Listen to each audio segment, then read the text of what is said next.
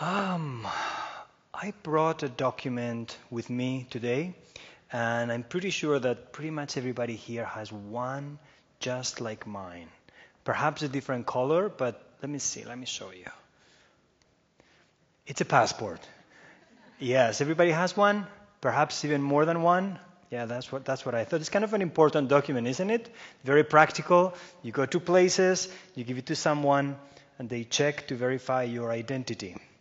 But when you want to verify your own identity, when you want to know who you truly are, you don't look at your passport.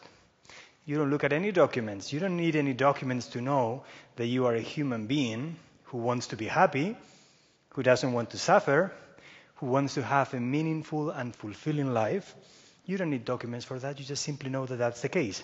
And I believe that being a global citizen is one of those things that require no documents. You simply need to look within and look around and realize that you are a member of an interconnected and interdependent world. So, you realize that you are a global citizen, but you don't get a document, you don't even get a stamp on your document.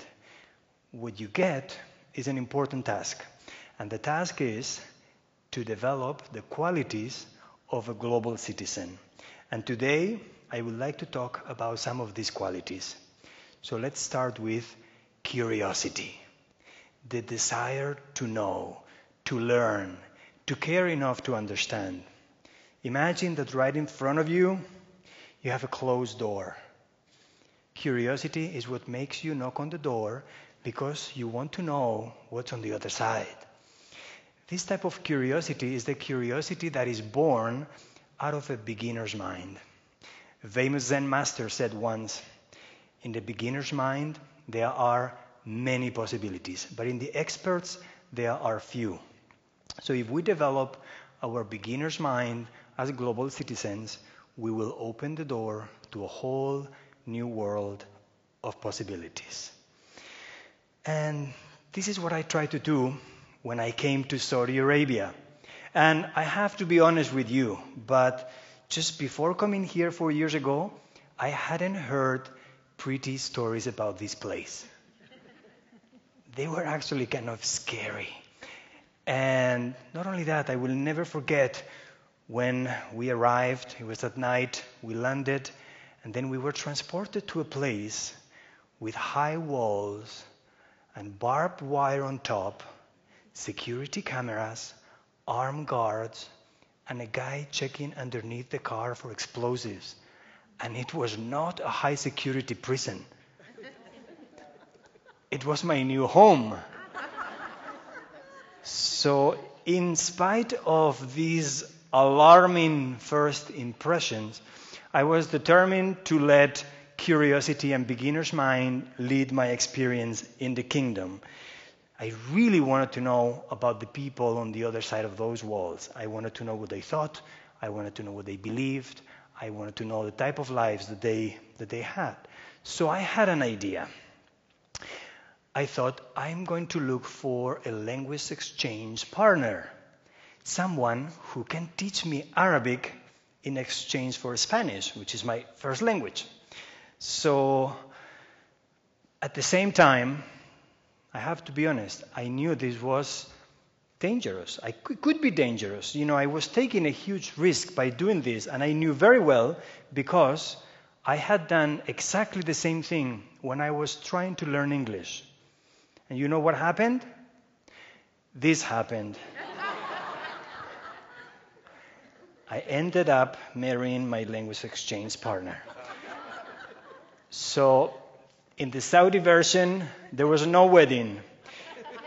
I just met a Saudi guy who wanted to learn Spanish. He was a lawyer. He was a writer. He was a world traveler. He had visited more than 80 countries before turning 30 years old. He knew so many cultures, and he knew so much about other cultures that he really knew his own, and he was willing to show it to me. So beginner's mind was opening the door for me to a whole new world of opportunities in Saudi Arabia. I will show you some examples. here I am at a wedding, just as a guest. Here I am learning how to dance. Even harder, learning how to dance with a sword. Here I am enjoying Saudi jokes around the bonfire in the desert of Qasim, learning about other forms of transportation, getting some bones for the soup for dinner. And of course, learning about Islam, because here in Saudi Arabia, religion is kind of important. So I asked many questions. I really wanted to know. I was even invited to the Friday prayer at the biggest mosque here in Riyadh. But then somebody asked me, how can you be friends with people who have beliefs that are so different from your beliefs? And I made this face. It was a good question. It was a good question, and it made me reflect on another very important quality that we have to develop as global citizens, which is the ability to see beyond our judgmental minds. Have you noticed how your mind is always judging things? Probably right now, your mind is judging me.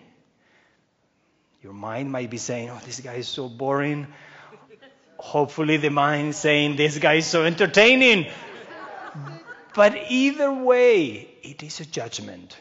Our minds are always judging, constantly. That's what minds do. The problem is when we are not aware of that, when we are not able to create some space between us and our judgments. So, to illustrate this point, I'm going to invite you to participate in a very brief activity. Okay, so I'm going to ask you to imagine that your own hands are your judgmental thoughts about other people. Can you please look at your hands? These are your judgments about other people. And now I want you to bring your judgments closer and closer to your face. Please bring them closer and closer until they are touching your face. And when they are touching your face, please look around.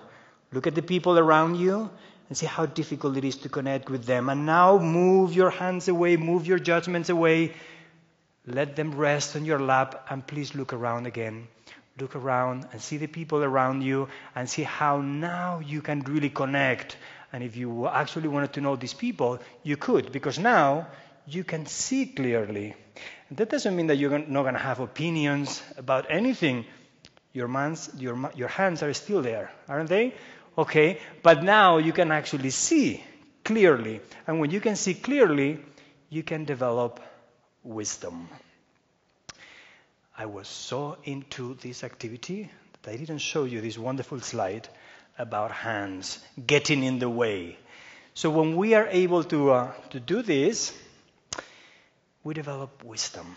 And this brings me to the last quality that I would like to mention today.